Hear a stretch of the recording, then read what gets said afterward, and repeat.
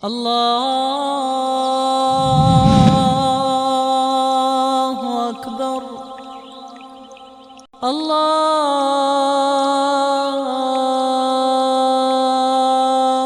أكبر. إن الحمد لله نحمده ونستعينه ونستغفره ونعوذ بالله من شرور أنفسنا ومن سيئات أعمالنا من يهده الله فلا مضل له ومن يضلل فلا هادي له وأشهد أن لا إله إلا الله وحده لا شريك له وأشهد أن محمدًا عبده ورسوله. اللهم صل على محمد وعلى آل محمد كما صليت على إبراهيم وعلى آل إبراهيم إنك حميد مجيد. اللهم بارك على محمد وعلى آل محمد كما باركت على إبراهيم وعلى آل إبراهيم إنك حميد مجيد. رب اشرح لي صدري ويسر لي أمري واحلل عقدة من لساني يفقهوا قولي. اللهم انفعنا بما علمتنا وعلمنا ما ينفعنا وزدنا علما ينفعنا. اللهم أرنا الحق حقا وارزقنا اتباعه وأرنا الباطل باطلا وارزقنا اجتنابه.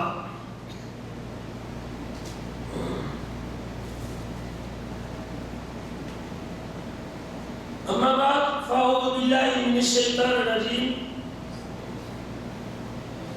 يا أيها الناس قد جاءكم الرسول بالحق من ربكم فآمنوا خيرا لكم وإن تكفروا فإن لله ما في السماوات والأرض وكان الله عليما حكيما. وقال تعالى يا أيها الذين آمنوا بالله ورسوله والكتاب الذي نزل على رسوله والكتاب الذي أنزل من قبل ومن يكفر بالله وملائكته وكتبه ورسله واليوم الآخر فقد ضل ضلالا بعيدا.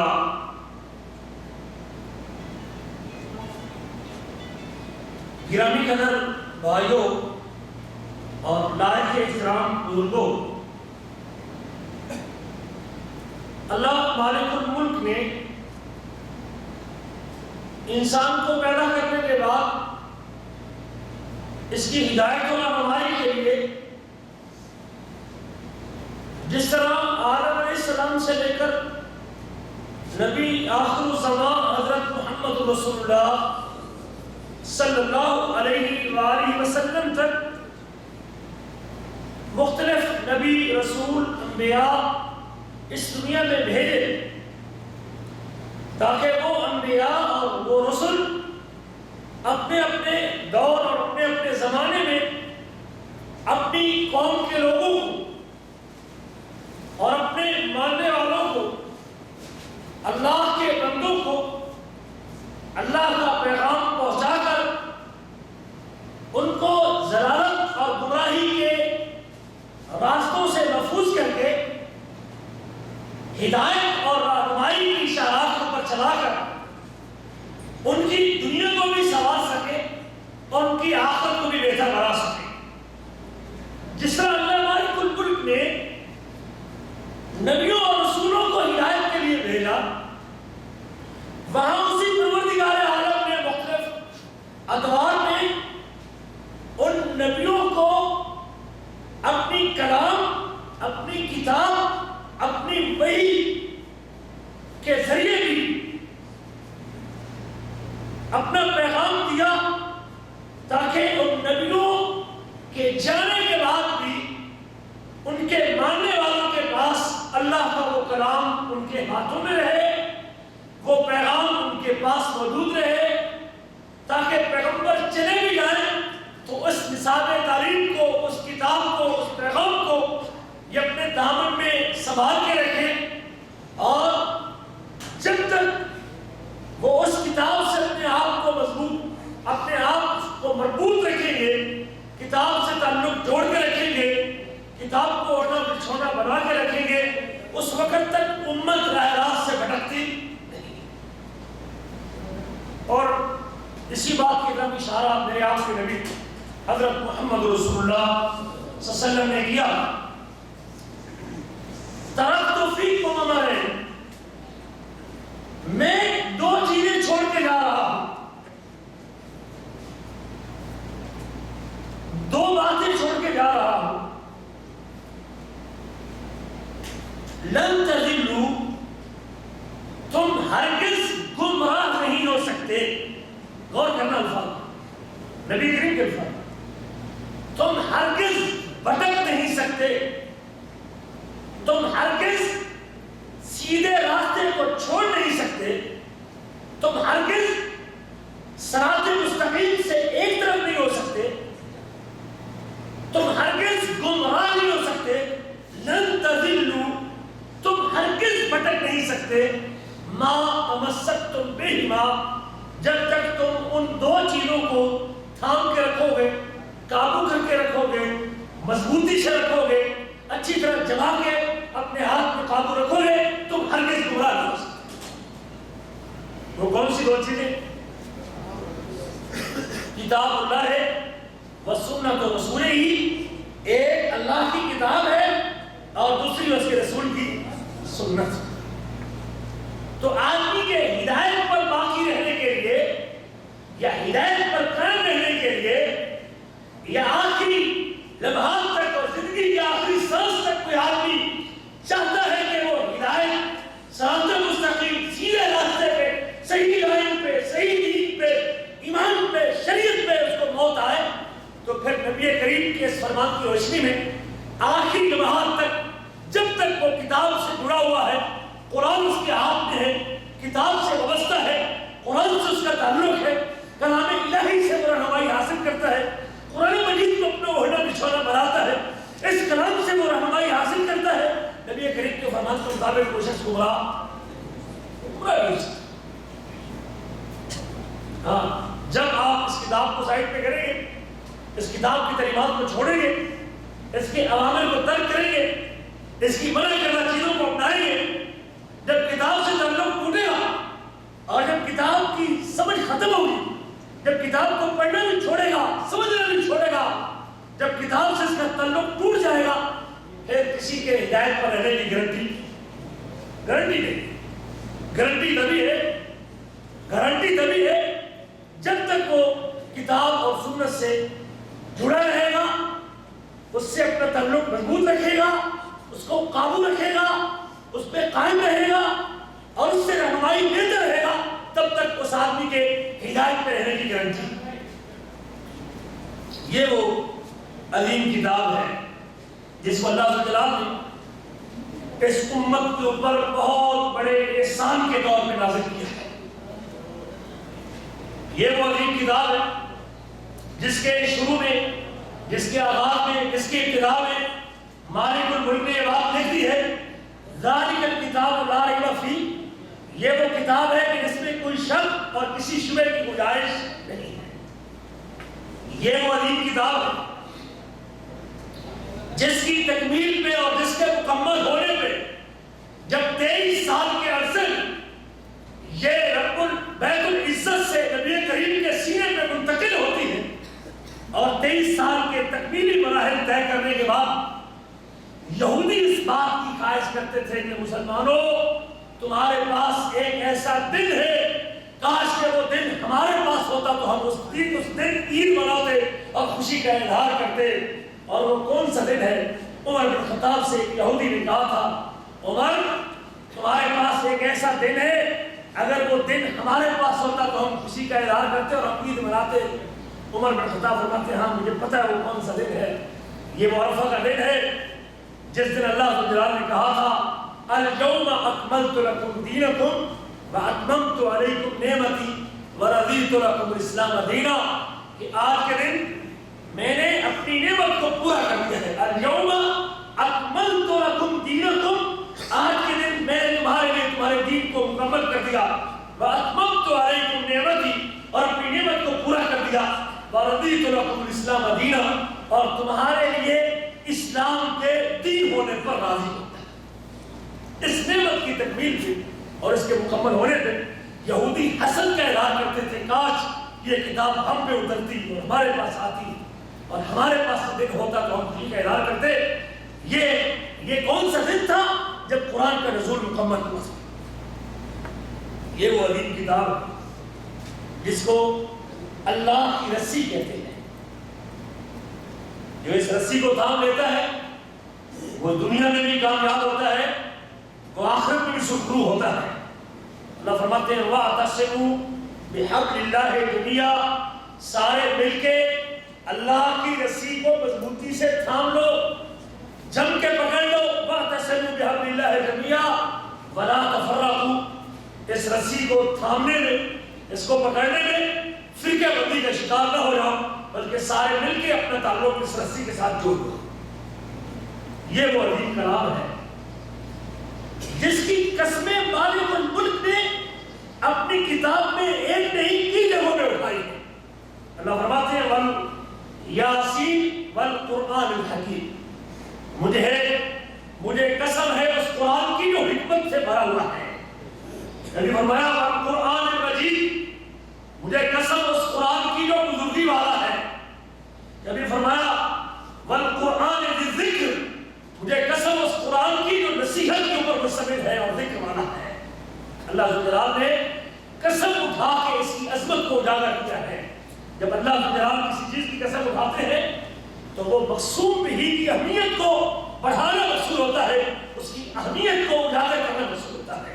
اللہ نے اس کتاب کی جو فضیلت دی ہے، اس فضیلت کے اسباب میں سے ایک سبب کہ اللہ نے اس کی قسمیں اٹھا کے اپنی بات کو شروع کیا ہے. یہ وہ عظیم کلام ہے جس کے اندر ایسے معانی ہیں، جس کے اندر ایسی صفات ہیں، جس کے اندر ایسے اوصاف ہیں، جس کے اندر ایسی خوبیاں ہیں.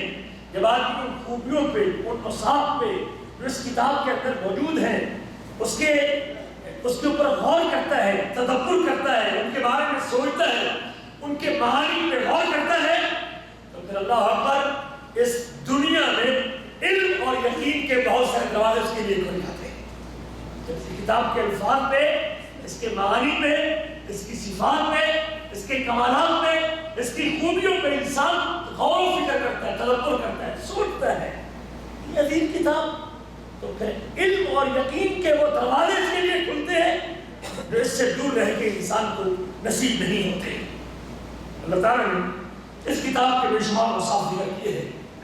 ان میں سے ایک وصف اللہ فرماتے ہیں کہ یہ کتاب علی بلند ہے، بلند شان والی ہے، بلند مقام والی ہے، بلند مرتبے والی ہے، اونچی شان کی مالک ہے. یہ بھی اس قرآن کے اوصاف میں سے ایک وصف ہے. فرمایا انہ وانہ فی ام الکتاب لدینا العلی الحکیم، بے شک یہ کتاب لوح محفوظ کے اندر لعلی، البتہ بلند ہے، ہماری لوح محفوظ کے اندر یہ بڑی بلند ہے اور بڑی اونچی ہے. لعلی الحکیم، صرف بلند ہی نہیں، یہ حکمت سے بھری ہوئی ہے اور حکیم کی، بلکہ اسی علی کی تعریف میں اس کے معانی بیان کرتے ہوئے امام ابن کثیر فرماتے ہیں اللہ جلال نے اس کو علی کہہ کے، بلند مرتبہ کہہ کے، بلند مقام والی کہہ کے، اونچی شان والی کہہ کے بین شرفہ فی الملأ الاعلی، اللہ نے ملأ اعلی کے اندر اس کے شرف کو بیان کیا، اس کی عظمت کو بیان کیا، لیشرفہ ویعظمہ، تاکہ اس کو عزت بخشے، اس کو مقام بخشے، اس کو تعظیم عطا کرے، اور اس کی تعظیم کی وجہ سے وَيُطِيعُهُ أَهْلُ الْأَرْضِ، زمین کے رہنے والے اس کی اطاعت کریں، اس کی عظمت کی وجہ سے اس کے پیچھے چلے اور اس کو تسلیم کر لے اور اس کا کہا مان لے. اللہ اس کے اوصاف میں سے ایک وصف حکیم ذکر کیا ہے. یہ کتاب حکیم ہے، حکمت بھری ہے، دلائی سے بھرپور ہے. اس کے الفاظ بھی حکمت بھرے، اس کے معانی بھی حکمت بھرے، اس کے احکام بھی حکمت بھرے، اس کی واجب کردہ چیزیں بھی حکمت سے لبریز، اس کی منع کردہ چیزیں بھی حکمت سے بھری ہوئی. کتاب کو جس پہلو سے بھی لیں، اس کی عبارت بھی حکمت بھری ہے، اس کے الفاظ بھی حکمت بھرے ہیں، اس کے احکام بھی حکمت بھرے ہیں. یہ محکم کتاب ہے، یہ واضح کتاب ہے. اس کے معنی کے اندر کوئی اشکال موجود نہیں ہے. اس کی آیتوں کے اندر بھی احکام، اس کے حکموں کے اندر بھی مضبوطی موجود ہے. حکیم اس کی صفت ہے. اور اس کتاب کی خوبیوں میں سے ایک خوبی یہ ہے کہ یہ مجید ہے. والقرآن المجید، یہ قرآن کو بزرگی والا ہے. مجد کا معنی عربی زبان میں بزرگی کو کہتے ہیں، شان والا، عزت والا ہے. المجید یہ بھی اس کتاب کی صفات میں سے ایک صفت ہے. اور اس مجید کے معنی میں مفسرین نے دو چیزیں ذکر کی ہے. المجید بمعنی ممجد، کہ یہ خود بزرگی والی ہے، خود بزرگی والی ہے، خود احترام والی ہے، خود عزت کے لائق ہے. اس کے اندر یہ خوبیاں موجود ہیں جو خوبیاں اس کے پڑھنے والے کو اس کے احترام پہ مجبور کر دیتی ہیں. اور ایک معنی المجید بمعنی ممجد، جو اس کتاب سے جڑ جاتا ہے، اس سے تعلق مضبوط کر لیتا ہے، اس پر عمل پیرا ہوتا ہے، اپنا لیتا ہے، اس پر چل پڑتا ہے، اس کے حکموں کو تسلیم کرتا ہے، اس کے واجبات کو پورا کرتا ہے، اس کی نواہی سے دامن بچا لیتا ہے، جو اس سے تعلق جوڑ لیتا ہے، جس کو یاد کرتا ہے یا اس کو پڑھتا ہے اور جو اس کو سنتا ہے، جس کی اس کتاب سے نسبت نہیں جاتی ہے. اللہ ذوالجلال اس کتاب کے پڑھنے والے کو بھی بزرگی عطا کر دیتے ہیں اور اس کو بھی بزرگی والا بنا دیتے ہیں. اس کی ایک مثال حضرت عمر بن خطاب کے زمانے میں نافع بن عبد الحارث، یہ مکے کا گورنر تھا. عمر بن خطاب جاتے ہیں مکہ مکرمہ کی طرف اور عثمان کے مقام پہ نافع بن عبد الحارث سے ملاقات ہوتی ہے. گورنر ہے عثمان کے مقام پہ. عثمان وادی عثمان آج بھی موجود ہے. جب مکہ سے نکلے تقریباً 100-150 کلومیٹر کے بعد تقریباً وادی عثمان کا بورڈ آپ کو ملتا ہے. عثمان کے مقام پہ حضرت عمر بن خطاب مسلمانوں کے دوسرے خلیفہ کی ملاقات اپنے ہی ایک گورنر نافع بن عبد الحارث سے ہوتی ہے. اور جب یہ اپنا مکہ چھوڑ کے واپس عثمان کے مقام پہ آتے ہیں اور یہاں عمر بن خطاب اس سے پوچھتے ہیں من استعملت علی اہل الوادی، اہل وادی کے علاقے پہ انہیں کس کو مسئول نگران مقرر کیا ہے؟ وادی کے علاقے میں تو نے کس کو نگران مقرر کیا ہے؟ وہاں کا مسئول کون ہے؟ وہاں کا حاکم کون ہے؟ گورنر تو ہے اور اس علاقے میں تو نے کس کو ذمہ دار بنایا ہے؟ حضرت نافع کہتے ہیں میں نے وادی کے علاقے کی ذمہ داری ابن ابزہ کو سونپی ہے. عمر بن خطاب جواب میں پوچھتے ہیں فمن ابن ابزہ؟ نافع نے یہ بتائیے کہ ابن ابزہ کون ہے؟ ابن ابزہ کون ہے؟ ایک غیر معروف آدمی کا تذکرہ کرتا ہے جس کو میں نہیں جانتا. تو نے اتنی بڑی ذمہ داری اس بندے کو سونپی ہے، غیر معروف آدمی ہے. ابن ابزہ کون ہے؟ عمر بن خطاب سوال کرتے ہیں. آگے سے نافع کرتے ہیں مولم من موالینا، وہ ہمارے غلاموں میں سے ایک غلام ہے. ہمارے غلاموں میں سے ایک غلام ہے. ہمارے غلاموں میں سے ایک غلام ہے. ابن ابزہ ہمارے غلاموں میں سے ایک غلام ہے. قال انه قال استخلفت قال فاستخلفت عليهم مولا. نافع تو نے وادی کے علاقوں پہ غلام کو نائب بنا دیا، غلام کو پرانی سونپی ہے، غلام کو خلیفہ بنا دیا ہے. بڑا سردار نہیں ملا. آگے سے نافع جواب دیتا ہے اور آپ ذرا غور سے سنیے کہ میں نے اس غلام کو اس کرسی پہ کیوں بٹھایا ہے، میں نے اس کرسی پہ اس غلام کو کیوں بٹھایا ہے. آگے سے نافع جواب دیتے ہیں عمر انہو قارئ کتاب اللہ، میں نے وادی کے علاقے میں ابن ابزہ کو اس لیے مسئول مقرر کیا ہے کہ وہ اللہ کی کتاب کا قاری ہے، وہ رب کی کلام کو پڑھتا ہے، وہ اللہ کی کتاب کو یاد کیے ہوئے ہے، وہ اللہ ذوالجلال کی کتاب سے اس کا تعلق ہے، وہ رب ذوالجلال کی کلام کو اچھے انداز سے تلاوت کرتا ہے. انہو قارئ لکتاب اللہ عز وجل وانہ عالم بالفرائض، اور وہ فرائض کا عالم ہے، اس کو وراثت کا علم آتا ہے، اس کو وراثت کی تفصیل کا علم موجود ہے، اور اس لیے میں نے اس کو وادی کا امام اور ان کے نگاہ مقرر کیا ہے۔ قال عمر، جب یہ جواب دیتے ہیں تو عمر بن خطاب کہتے ہیں اما ان نبیکم صلی اللہ علیہ وسلم قال، یقیناً تمہارے نبی محمد صلی اللہ علیہ وسلم نے فرمایا تھا ان اللہ یرفع بهذا الکتاب اقواما ویضع به آخرین، اللہ ذو الجلال اسی کتاب کے ذریعے قوموں کو عروج ثریا پہ پہنچا دیتے ہیں، اور اسی کتاب کے ذریعے لوگوں کو قار ذلت میں پھینک دیتے ہیں۔ اس کتاب سے جڑ جاتا ہے، اس کتاب سے اپنا تعلق وابستہ کر لیتا ہے، قرآن سے اپنا رابطہ مضبوط کر لیتا ہے، جو قرآن کی تعلیمات کو اوڑھنا بچھونا بنا لیتا ہے، جو قرآن کے پیغام کو اپنا لیتا ہے، جو قرآن کے حکموں کے لبیک کہتا ہے، جو قرآن کے احکام کے اوپر عمل پیرا ہے، جو قرآن کے واجبات کو پورا کرتا ہے، جو قرآن کی منع کردہ چیز سے اپنے دامن کو بچا لیتا ہے، اللہ اکبر کبیرہ، اللہ ذو الجلال اس کو رفتوں سے نواز دیتے ہیں، اللہ بلندی عطا کر دیتے ہیں۔ اس کی برادری سے کوئی غرض نہیں، اس کے خاندان سے کوئی تعلق نہیں ہے، ہم نے یہ نہیں دیکھا کہ وہ کس خاندان کا ہے، ہم نے یہ دیکھنا ہے جو ہمارے کلام کی قدر کرتا ہے، جو ہمارے قرآن کی قدر کرتا ہے، جو ہمارے پیغام کی قدر کرتا ہے، جو اس کتاب کا احترام کرتا ہے، ہمارے نزدیک وہ پورے لوگوں میں سے سب سے معزز ٹھہرتا ہے۔ ہم اس کتاب سے تعلق توڑنے کی وجہ سے اس کو عزت عطا کر دیتے ہیں، اور جو اس کتاب سے کٹ جاتا ہے، اس کے پیغام کو ٹھکرا دیتا ہے، اس کے میسج کو چھوڑ دیتا ہے، اس کتاب سے اپنا تعلق توڑ لیتا ہے، اس کتاب کے پیغام کا انکار کرتا ہے، ہم اس کو ذلیل و رسوا کر دیتے ہیں اور اس کو ذلت کے اندر پھینک دیتے ہیں۔ اور آپ نے دیکھا ہے ابو لہب کے بارے میں آپ نے سنا ہے، وہ شخص تھا جو اس کتاب کے پیغام کا منکر تھا، اللہ نے قیامت تک کے لیے کیا کہا تبت یدا ابی لہب، ابو لہب کے ہاتھ میں ٹوٹ جائے اور وہ خود بھی برباد ہو جائے اور ہلاک ہو جائے، اس کا مال بھی اس کو کام نہیں آئے گا، اور اس کا سٹیٹس جو اس نے کمایا وہ بھی اس کو کام نہیں آئے گا۔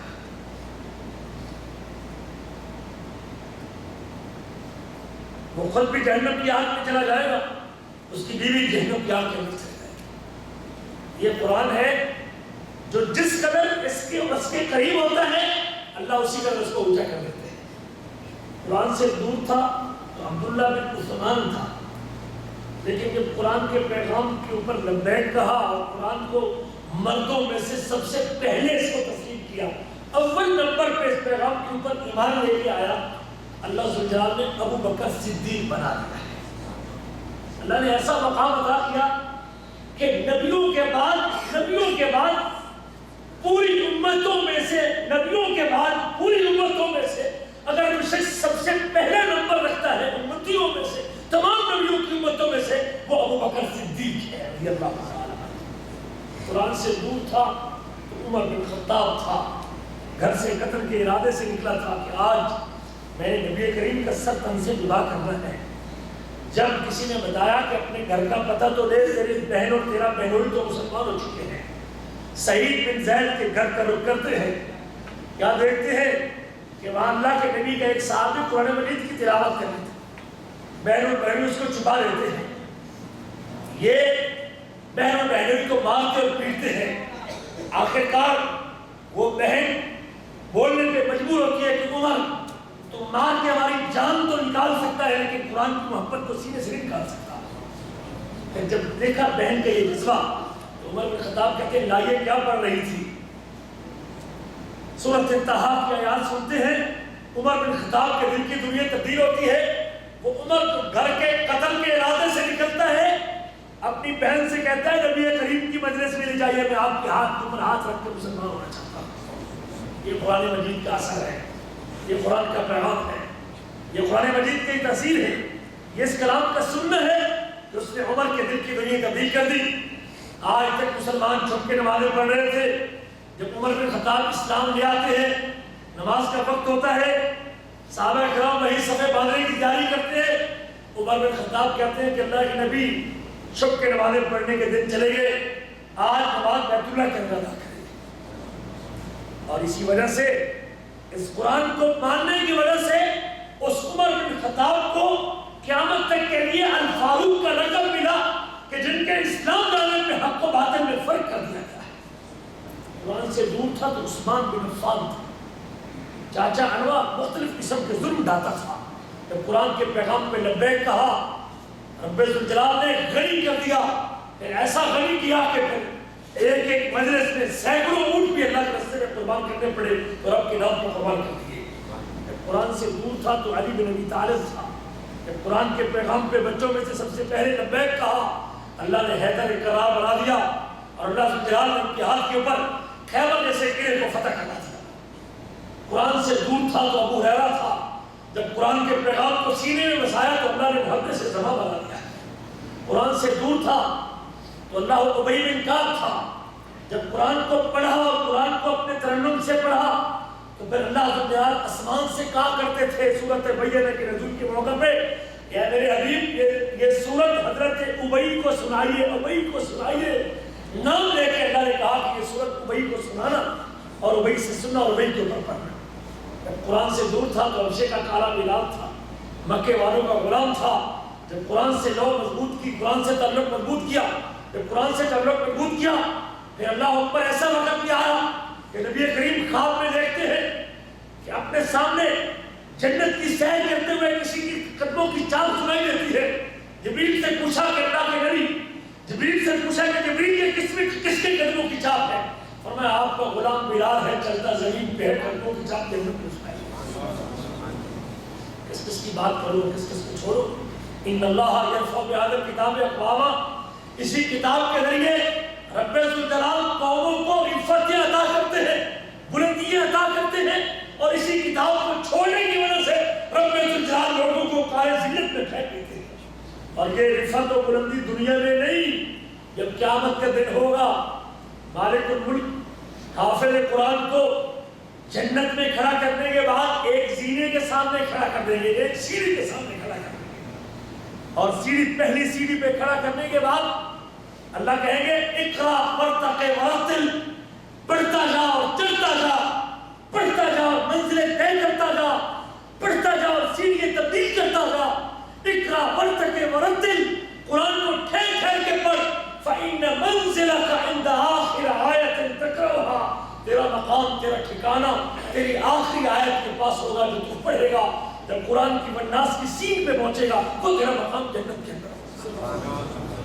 یہ رفت صرف دنیا میں نہیں، اللہ آخرت کے دن بھی قرآن کے پڑھنے والے کو، قرآن کے قاری کو عطا کرنے والا ہے۔ حضرت انس بن مالک کی روایت ہے، رسول کریم صلی اللہ علیہ وسلم نے فرمایا ان للہ عز وجل اہلین من الناس، لوگ تو بہت سارے ہیں لیکن کچھ لوگ اللہ والے ہیں۔ لوگ تو بہت سارے، کچھ لوگ اللہ والے لوگ ہیں، اللہ والے ہیں، جن کا اللہ سے تعلق ہے، جن کی اللہ سے نسبت ہے، جن کو اللہ نے اپنے ذات کے، اپنے نام کے ساتھ جوڑا ہے۔ یہ میرے لوگ ہیں، یہ میرے لوگ ہیں، یہ میرے لوگ ہیں، یہ میرا گروہ ہے، یہ میری جماعت ہے۔ ان للہ اہلین من الناس، لوگوں میں سے کچھ اللہ والے ہیں۔ صحابہ نے پوچھا ومن ہم یا رسول اللہ، اللہ کے نبی وہ کون سی جماعت ہے؟ جو اللہ والی جماعت ہے، جس کو اللہ نے اپنی جماعت کہا ہے، جس کی نسبت اللہ نے اپنی ذات کے ساتھ کی ہے، جس کو اللہ نے اپنے نام کے ساتھ اضافہ کیا ہے، جس کا تعلق اللہ نے اپنے ساتھ جوڑا ہے۔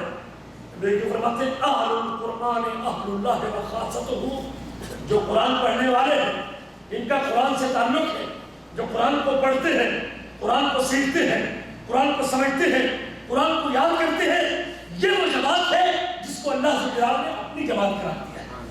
یہ اللہ والوں کی جماعت ہے اور یہ اللہ والے لوگ ہیں۔ اس کتاب کو اللہ نے کریم بھی کہا، کریم کا معنی بڑی عزت و شان والی ہے۔ اس کتاب کو اللہ نے عزیز بھی کہا کہ یہ کتاب بڑی غلبے والی ہے، اس کی حجت بھی بڑی غالب ہے، اس کی دلیل بھی بڑی غالب ہے۔ یہ کتاب جس دلیل کے اوپر مشتمل ہے وہ دلیل ساری کتابوں پہ غالب ہے، ساری دلیلوں پہ غالب ہے۔ اس کتاب کو رب الجلال نے مبارک کی کہا بڑی بابرکت کتاب ہے، خود بھی بابرکت ہے، جو اس سے جڑ جاتا ہے اس کو بھی مبارک کر دیتی ہے۔ یہ کتاب قیم اور سیدھی ہے، جس میں ٹیڑھا پن نہیں ہے۔ یہ کتاب حق الیقین ہے، یہ ایسا یقین ہے جس میں کوئی شک نہیں ہے، اور ایسا حق ہے اس میں کوئی شک نہیں ہے. یہ کتاب ذکر کے اوپر مشتمل ہے, یہ کتاب نصیحت کے اوپر مبنی ہے, یہ کتاب ہدایت کے اوپر مشتمل ہے, یہ کتاب بشارت اور تذکرہ بھی ہے, یہ کتاب ایک دوسرے کو واضح کرنے کا سبب بھی بنتی ہے, یہ کتاب بصیرت کے اوپر بھی مشتمل ہے, یہ کتاب رب کی رحمت بھی ہے, اللہ کی طرف سے آنے والی رحمت بھی ہے, یہ اللہ کا نور بھی ہے اور بیان بھی ہے, یہ شفا بھی ہے, اور یہ حق و باطل میں فرق کرنے والی بھی کتاب ہے. اگر حق و باطل کا فرق کرنا ہے تو وہ فرق اس کتاب سے آپ کو ملے گا. اللہ تعالیٰ فرماتے ہیں وَإِنَّهُ لَتَنزِيلُ رَبِّ الْعَالَمِينَ, یہ کتاب جہانوں کے رب کی نازل کرتا ہے. اس کو اتارنے والا کون ہے؟ رب العالمین ہے. اس کتاب کی عظمت کی دلیلوں میں سے ایک دلیل کہ اس کا نازل کرنے والا رب العالمین ہے, جو تمام جہانوں کا پالنے والا ہے, جو تمام جہانوں کو وجود دینے والا ہے, جو تمام جہانوں کا خالق ہے, جو تمام جہانوں کی ضرورتوں کو پوری کرتا ہے. اس کائنات کی سب سے عظیم ذات اس ذات رب ذوالجلال کی ذات ہے, اور یہ اس عظیم ذات کا کلام ہے. انہ لتنزیل رب العالمین, یہ رب العالمین کی طرف سے نازل شدہ ہے. نزل بہ الروح الامین, اس کی خوبیوں میں سے ایک خوبی اس کو جو فرشتہ لے کے آیا ہے وہ بھی بڑا امانت دار فرشتہ ہے. روح الامین اس کا لقب ہے, وہ امانت دار فرشتہ اس کو لے کے آیا ہے. نزل بہ الروح الامین علی قلبک لتکون من المنذرین, حبیب کبریا محمد کریم, ہم نے آپ کے سینے پہ اس کتاب کو نازل کیا ہے, آپ کے دل پہ اس کتاب کو اتارا ہے. جس دل پہ اتارا وہ دل بھی بڑا قیمتی دل ہے, بلسان عربی مبین. اس کی خوبیوں میں سے ایک خوبی یہ ہے کہ زبان پہ اتری ہے, وہ زبان بھی بڑی واضح قسم کی زبان ہے جس میں کوئی ابہام اور اشکال موجود نہیں ہے. بلسان عربی مبین سورۃ شعراء کی آیات ہے. اللہ سبحانہ نے فرمایا کہ اس کا نازل کرنے والا رب العالمین ہے, اس کو اتارنے والا روح الامین ہے, جس کے سینے پہ اتری ہے وہ رحمت للعالمین ہے, جس شہر میں آئی ہے وہ ہدی للعالمین ہے.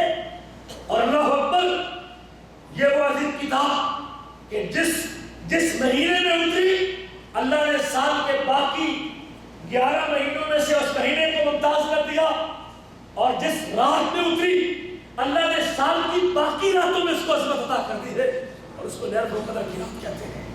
جس چیز کا تعلق اس کتاب سے جڑتا گیا, عظمت اس کتاب سے ہوتی گئی, اللہ اس چیز کو بھی پر عظمت بناتا گیا ہے.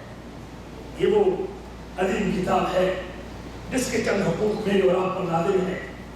اس کتاب کے حقوق میں سے ایک حق یہ ہے کہ اس کے اوپر ایمان ہے, اس کے اوپر ایمان ہے, یقین رکھا جائے. یہ اللہ کی کتاب ہے, یہ اللہ کا کلام ہے, اور اللہ کا کلام وہ دنیا کی ساری کلاموں سے زیادہ عظمت والا ہے. عربی کا ایک مقولہ ہے, ملوک کلام الملوک ملوک الکلام, کلام الملوک ملوک الکلام. جو بادشاہوں کی کلام ہوتی ہے وہ کلاموں کی بادشاہ ہوتی ہے, جو بادشاہوں کی کلام ہوتی ہے وہ کلاموں کی عام لوگوں کی کلام ہوتی ہے. جو بادشاہوں کی کلام ہوتی ہے وہ پوری لوگوں کے کلاموں کی بھی بادشاہ ہوتی ہے. لیکن یاد رکھنا, جو بادشاہوں کے بادشاہ کی کلام ہے وہ کلاموں کی بادشاہوں کی بھی بادشاہ ہوگی. یہ بادشاہوں کے کلاموں کی, جو بادشاہوں کے بادشاہ کی کلام ہے, رب ذوالجلال بادشاہوں کے بادشاہ کے, جو بادشاہوں کے بھی بادشاہ ہے, وہ ملک الملوک ہے, وہ بادشاہوں کے بھی بادشاہ ہے, اور جو اس بادشاہ کی کلام ہے وہ کلاموں کی بادشاہ کی بھی بادشاہ ہے. یہ وہ عظمت والی کتاب ہے. اس کے پہلا حق اس کے اوپر ایمان لے کے آنا ہے, اس کے اوپر یقین رکھنا ہے. اللہ فرماتے ہیں یا ایھا الذین آمنوا آمنوا باللہ ورسولہ, اے ایمان والو اللہ پر, اے ایمان والو اللہ پر ایمان لاؤ.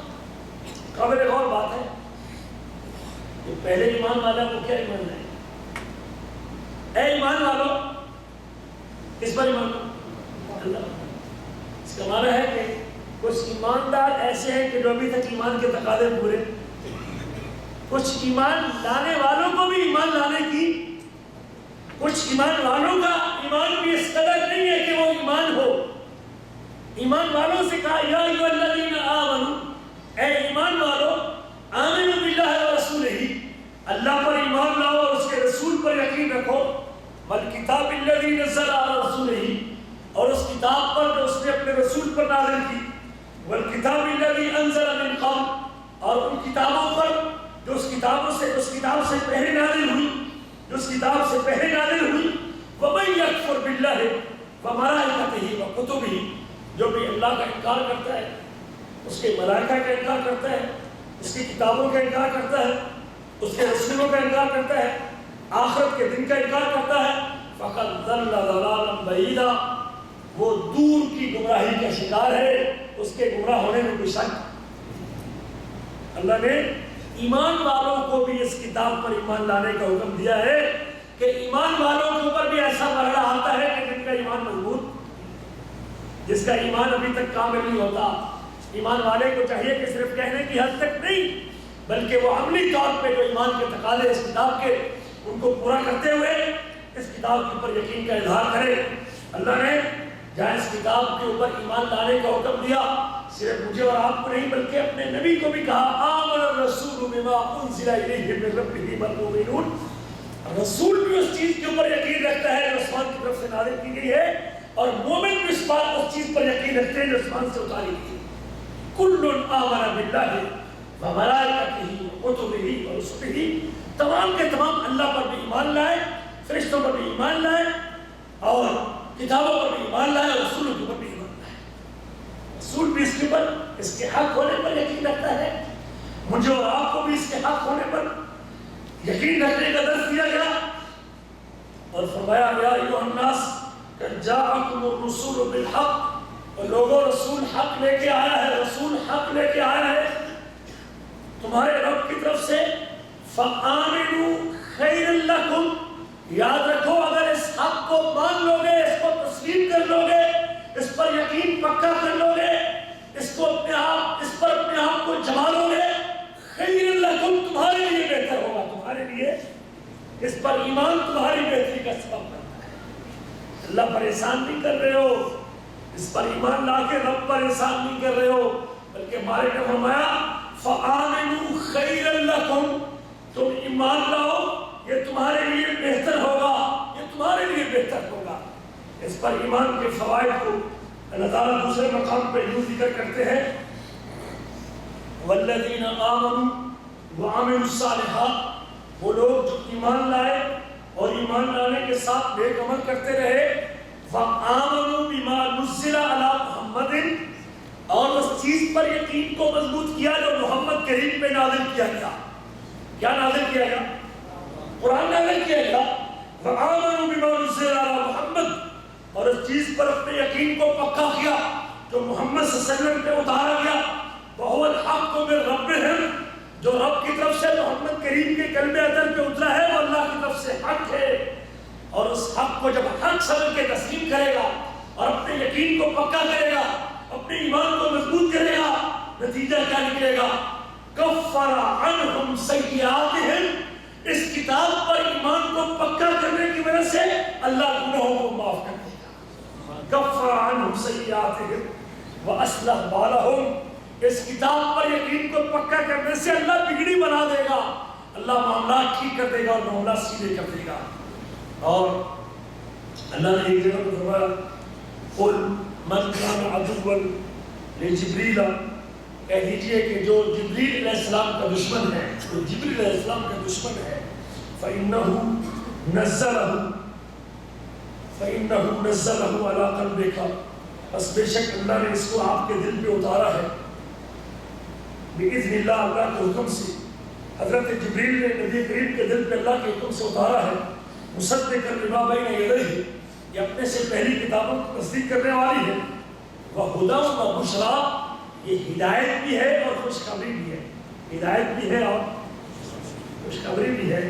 اگلے لفظ پہ غور کرنا، للمؤمنین، ان لوگوں کے لیے جس پر ایمان رکھتے ہیں، ہدایت اور خوشخبری تبھی بنے گی جب میرا اس پر ایمان پکا ہے، میرا اس کے پر ایمان پکا ہے۔ اسی کتاب میں لکھا ہے اقیم الصلاۃ، نماز قائم کرو، اور میں اللہ اکبر کی صدا سن کے سویا رہوں کہ میرا ایمان پکا ہے۔ اسی کتاب میں لکھا ہے لا تقربوا الزنا، زنا کے قریب نہ جاؤ۔ مسلمان ایمان رکھنے والا پھر بھی زنا کرتا، ایمان پکا ہے۔ اسی کتاب میں لکھا ہے شراب اور جوا یہ رجس، گندگی ہے، فاجتنبوہ، اس سے بچ جاؤ۔ میں مسلمان ہو کے ایمان رکھنے کے باوجود پھر بھی شراب پیتا ہوں، میرا ایمان پکا ہے۔ جب تک میرے ایمان کی یہ کیفیت ہے کہ میں ایمان رکھنے کے بعد بھی اس کے حکموں کو تسلیم نہیں کرتا اور اس کے واجبات کو پورا نہیں کرتا اور اس کی منع کردہ چیزوں سے دامن کو نہیں بچاتا، تو سمجھ لو کہ میرا ایمان مضبوط، پھر مجھے اس کے اوپر ایمان لانے کی ضرورت ہے۔ اور یہی کہا گیا کہ اے ایمان والو اس کے اوپر کیا لاؤ؟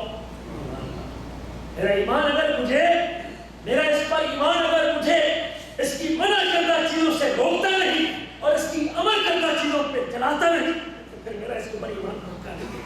اور جب تک ایمان پکا نہیں، نہ یہ ہدایت کا ذریعہ بن سکتی ہے، نہ یہ خوشخبری بن سکتی ہے۔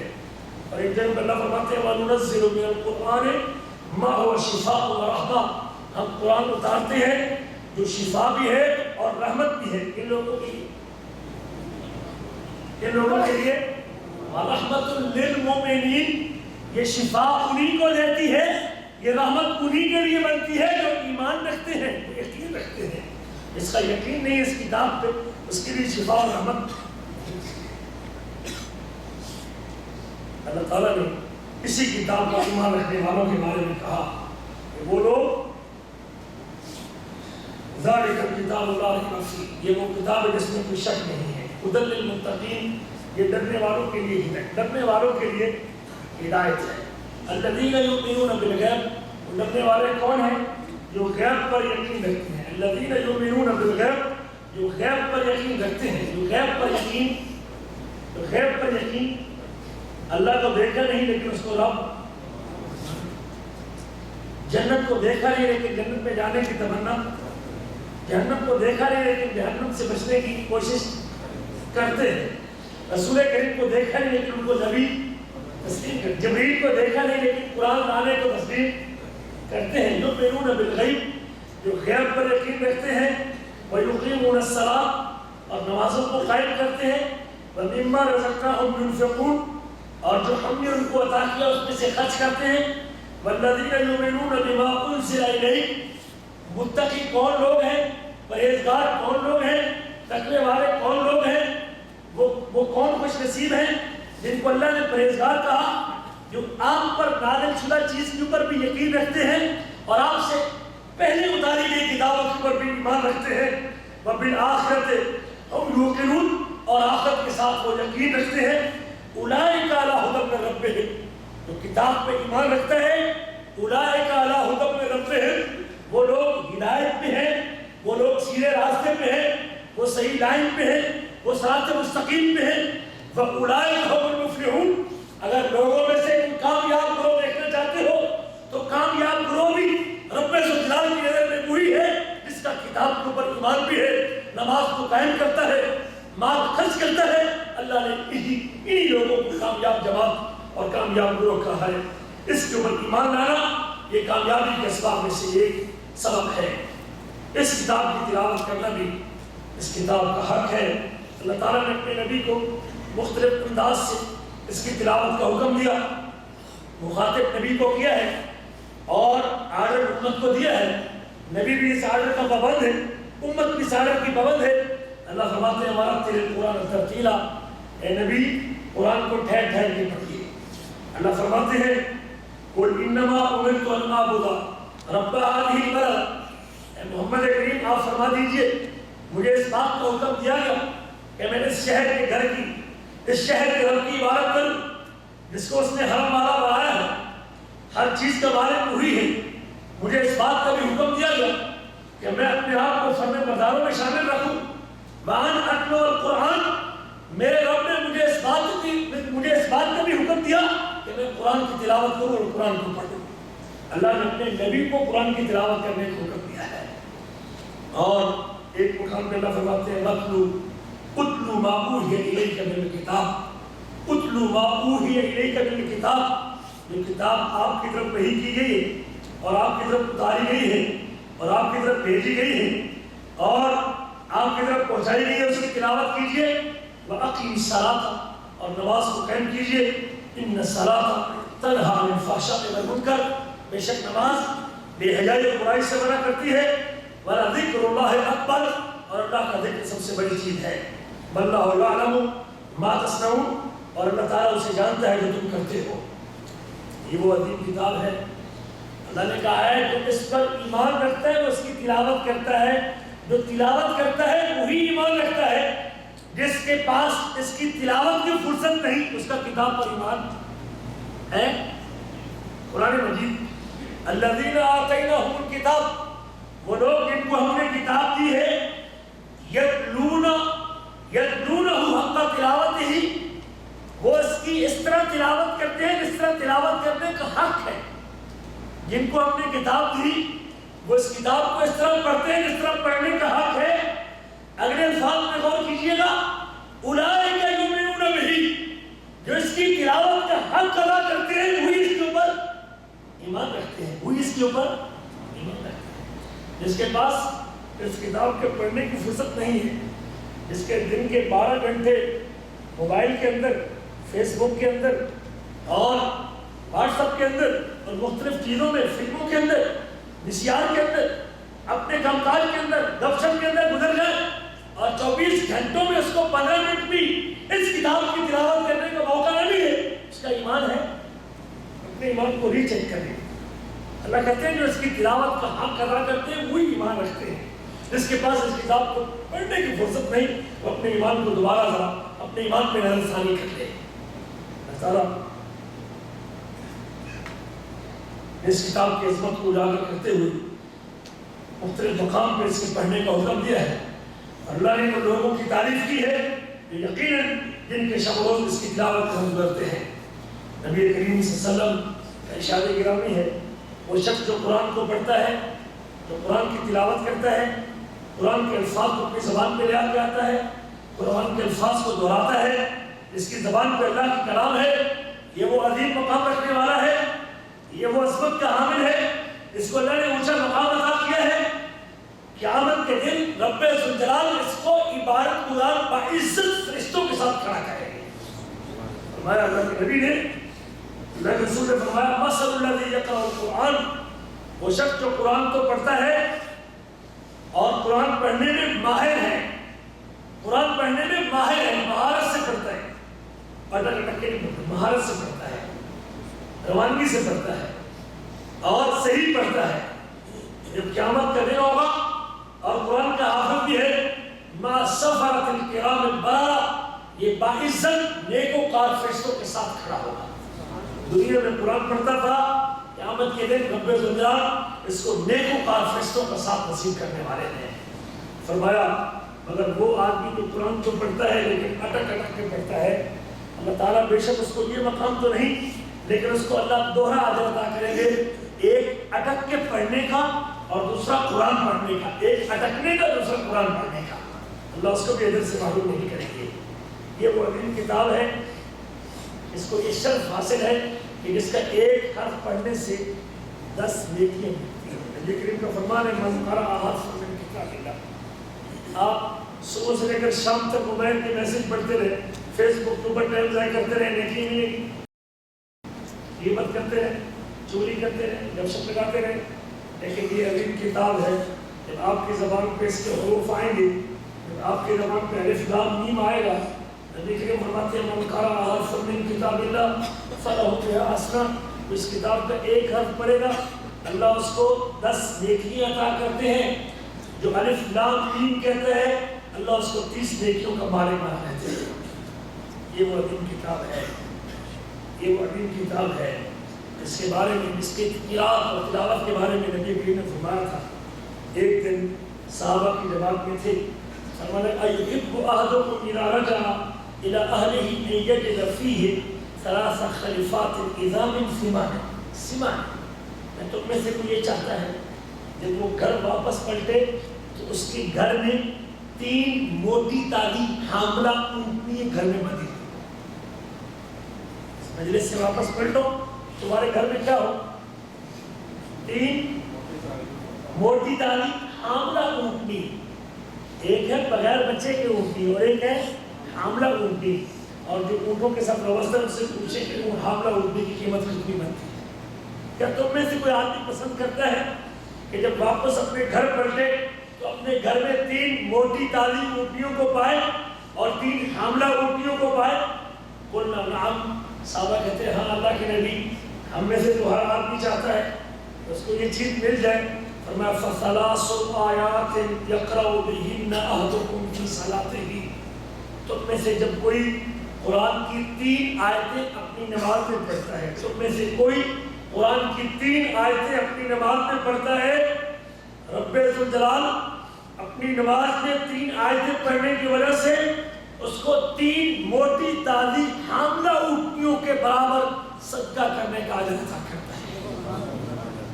اتنا بڑا ثواب اللہ رب اس کے کھاتے میں ڈالتے ہیں. 3 آیتوں کے بدلے میں 3 موٹی اور 4 اونٹنیوں کے برابر اس کو مال اور دولت اللہ تعالیٰ نصیب کرتے ہیں اور اس کو اجر نصیب کرتے ہیں. جتنا ان اونٹنیوں سے اس کو خوشی نصیب ہوتی ہے, ان 3 آیتوں سے اس سے زیادہ اور اس سے بہتر اللہ تعالیٰ اس کو اجر و ثواب سے نوازتے ہیں اور اس کو ثواب عطا کرتے ہیں. یہ وہ عظیم کتاب ہے جس کی تلاوت کرنے والے کو اور جس کے پڑھنے والے کو قیامت کے دن جب حشر کا میدان قائم ہوگا, یوم یقوم الناس لرب العالمین, لوگ مالک الملک کے سامنے کھڑے ہوں گے.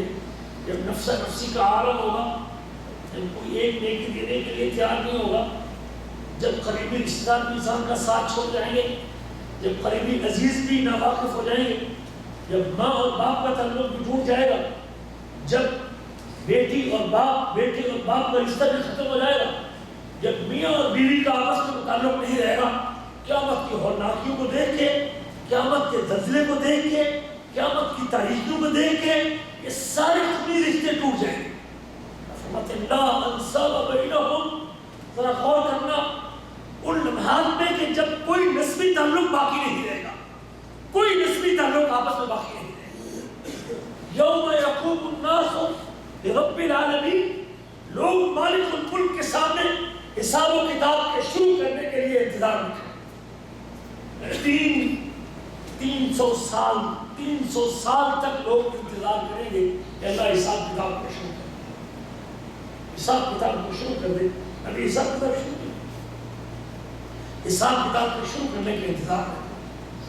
وہ دن اس کی ہولناکی کو دیکھ کے اللہ اکبر کبیرہ, اللہ فرماتے ہیں یوم یفر المرء من اخیہ, بھائی اپنے بھائی سے بھاگ جائے گا, امہ و ابی, ماں باپ سے بھاگ جائے گا, وصاحبتہ و بنی, اور اپنے بیوی اور بچوں کو بھول جائے گا. اس دن کی خطرناکی کو دیکھ کے سورج 1 میل کے فاصلے پہ ہوگا, سورج 1 میل کے فاصلے پہ ہوگا, اور نہ یہ زمین ہوگی نہ یہ آسمان ہوگا. اس دن اللہ اکبر 2 چیزیں انسان کا سفارشی بن کے آئے. نبی کے فرماتے ہیں الصیام والقرآن, جس قرآن کو آج میں پڑھ کے بھلا چکا ہوں. میرے کتنے ایسے عزیز ہیں جن کے والدین نے بچپن میں انہیں قرآن پڑھا دیا تھا, لیکن آج کبھی سال میں آج 11 مہینے گزرنے والے ہیں, رمضان 10 مہینے گزرنے والے ہیں, لیکن ان کو قرآن پڑھنے کی توفیق نصیب. رمضان میں اگر آیا موقع تو پڑھ لیا, ورنہ کچھ لوگوں کو رمضان میں قرآن پڑھنے کی توفیق نصیب. اس قدر اس کتاب سے کٹے ہوئے ہیں, ان کو اپنے اس مرحلے کو یاد کرنا چاہیے کہ میں نے ایک دن اپنے مالک کے سامنے پیش ہونا ہے, ایک دن اللہ نے اپنے سامنے جواب دینے کے لیے کھڑے کرنا ہے. رب ذوالجلال نے مجھے اس دن میری زندگی کے ایک ایک لمحے کا سوال کرنا ہے, لیکن اس دن جس نصیب کے کھاتے میں اس قرآن کی تلاوت ہوگی, جس کے رسید میں اس قرآن کی تلاوت کا ثواب جمع ہوگا, جس کے شب و روز اس قرآن کو پڑھنے میں گزرتے ہوں گے, اس دن کیا ہوگا؟ الصیام والقرآن یشفعان للاب. رمضان کے 30 روزے اور قرآن کے 30 پارے یہ قیامت کے دن بندے کی سفارش کریں گے. جہنم کا فیصلہ ہو چکا ہے, اس کی بدعمالیوں کی وجہ سے جہنم کے قریب لایا جا رہا ہے. لیکن ادھر سے قرآن آتا ہے، اللہ یہ مجھے پڑھتا تھا، اللہ یہ میری تلاوت کرتا تھا، اللہ یہ میرے حکموں پہ قائم تھا. یا اللہ میں نہیں چاہتا کہ اس کو تو جہنم کی آگ میں ڈالے. یا اللہ میری چاہت یہ ہے، اس نے اگر دنیا میں اپنی زبان کو میرے ذکر سے تاب رکھا ہے، آج مجھ سے برداشت نہیں ہوتا کہ اس زبان کو جہنم کی آگ چھو. جو زبان میری تلاوتیں کرتی رہی، آج میں نہیں چاہتا کہ اس کو جہنم کی آگ میں ڈالا جائے. اور یہ رمضان اور یہ قرآن کے 30 پارے، یہ قرآن کہے گا منعتہ النوم باللیل، رات کو یہ سونا چاہتا تھا لیکن میری محبت نے جوش مارا، اس نے نیند کو قربان کیا اور رات میرے ساتھ گزاری اور مجھے پڑھ کے گزاری، میری تلاوتیں کرتا رہا، میرے ساتھ رات کو زندہ کیا اور میری تلاوت کو مجھے پڑھتا رہا.